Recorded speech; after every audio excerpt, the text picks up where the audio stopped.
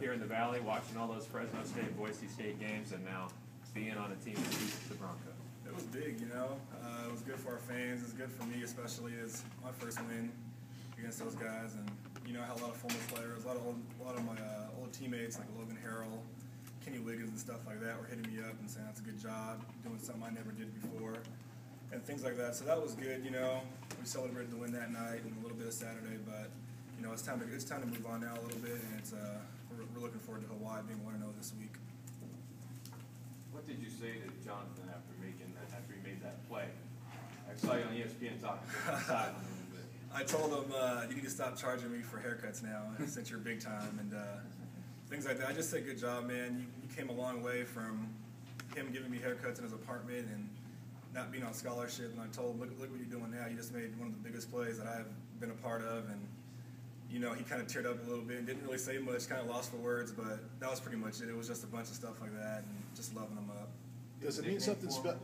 I'm sorry. Does it mean something extra when a guy like that makes a non-star player, a non-starter, a guy that only teammates know well, that fans really don't know? Does that mean something more to it does. I mean, it's always big when you always see me loving up I'm one of the most fiery guys. I'm always loving up my teammates and stuff like that. But from Jonathan Norton, a guy that was you know, like he's a walk-on, earned it, one of the hardest workers on our team, and for him to make a play like that against a big-time team, it was just something special, you know what I mean? It's something we expect. You know, we're not surprised about a lot of things. Coach Toth always says it. It doesn't matter if we're going to win 3-0 or we got to get a stop and it was 42, 41 or whatever it was. You know what I mean? We just don't be surprised. We go out there and make plays, but that was something special for that guy to do. He's one of my good friends, and it was just something special. Nikko, when you said you spent Friday night and Saturday night celebrating PG-13, can you tell us what you actually did to celebrate? Honest, because this is a huge win. To be honest, some of my teammates were kind of upset because I didn't go out. I played 80 snaps, you know, and my body was kind of feeling it. And I stayed in with family. We watched the game on ESPN that night, so I stayed up pretty late, 2 or 3. You know, my family was down. I'm from here, so there's 25 to 30 people at my house, and we're all just rewatching the game and things like that. And then Saturday, a little bit in the morning, me and my dad went out to breakfast and we talked about it, and then he was telling me it's time to move on. And you know, it's still early in the season. Our goals are not. We have a long way to go. It's not even close to what we want to do and things like that. More questions? What was it like? The game seemed to be going your way for most of it, and then suddenly Boise with 7 minutes left goes up, and you're like you mentioned, it's the first time you've beaten this team. Did you guys get a moment of here we go again, or what was the conversation? It was like a little bit with this team. We trust each other, you know what I mean. And when they got that touchdown to go up, and I knew DC came up to me and said, "Don't even worry about it." He's like, "We got this." And when DC said that, I said, "You know what? We're going to be back on the field again, and we have to get a stop." So we got another crack at it, you know.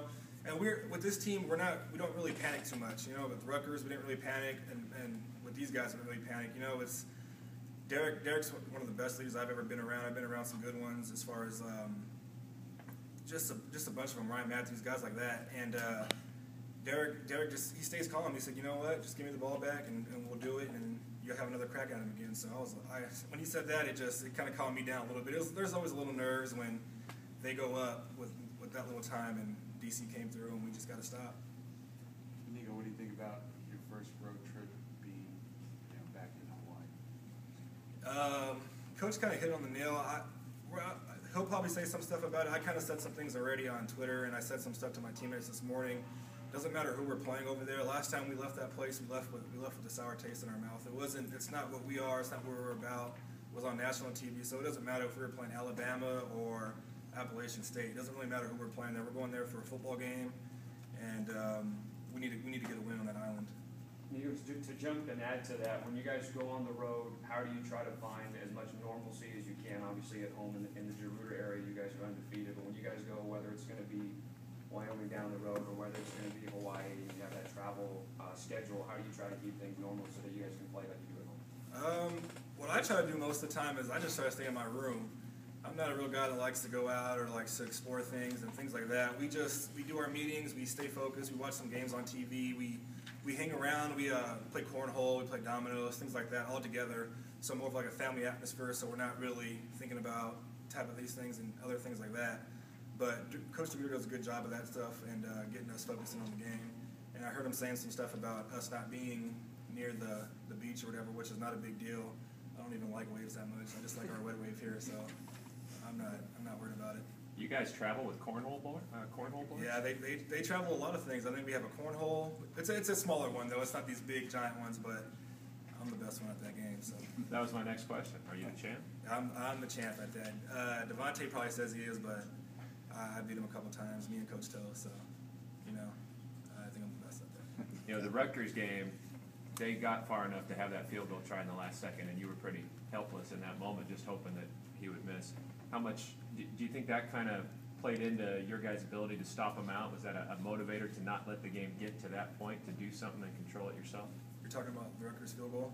So Boise didn't get that far to have the field goal try. You guys didn't cut it quite so close against Boise. Right. Yeah, I mean, we did a good job of stopping them. We got to third down. I think Carl made a play on third down. The guy dropped the ball, or he made a play on it, and then it went to fourth. So, I mean, then they were converting a lot of third downs, you know what I mean? And they got to fourth, and I was like, here we go, someone has to make a play, and the unsung hero was Jonathan Norton. So it was big time. I mean, defense has been on the field for the clinching plays against Rutgers and against Boise State. Do you take is that something that can help with your confidence down the road? Do you take special pride in that? We do. I mean, like I said, Coach Taylor says it the best. As far as it doesn't matter if we're going to win a game 63-62. That last play is what matters the most. You can't just keep dwelling on things. They got those, I think, 21 unanswered they had, or something like that. And you don't hang your head. You know what I mean? It's the next play that's going to matter. And the play, like you don't think about 2 plays from now. You don't think about the last play. The play now is what you worry about. So, Coach Todd does a great job in getting our mind focused and getting us what we need to focus on. How would you assess the defensive pressure that the front three have been able to generate at this point? We've been okay. I mean, we need a little more production, but it's some of the schemes how Coach DeVere was saying it. But as far as myself, Tyler, and Andy, and Todd Hunt, guys that get a lot of reps, we don't like making a lot of excuses. We haven't been doing the job we need to do in front as far as getting pressure and doing what we like to do. But when teams max protect and they hold the fullback in and they're cut blocking and they're holding 7 or 8 guys in the max protect and running 2-man routes, it's kind of tough to get in there. But like I said, we're not making excuses. I think Tyler got his first sack this last game, and Andy's been kind of dinged up. I'm not really going to talk on that, but he's not 100%, so he's kind of missing on there. So I think my play especially needs to pick up a little more as far as getting pressure on the quarterback, and I put a lot of that on myself. So. Nikko, you talked before about how Derek Carr was poised and how much he means to this team. What do you think about the DC for Heisman campaign? He's the best. He's the best. I don't know.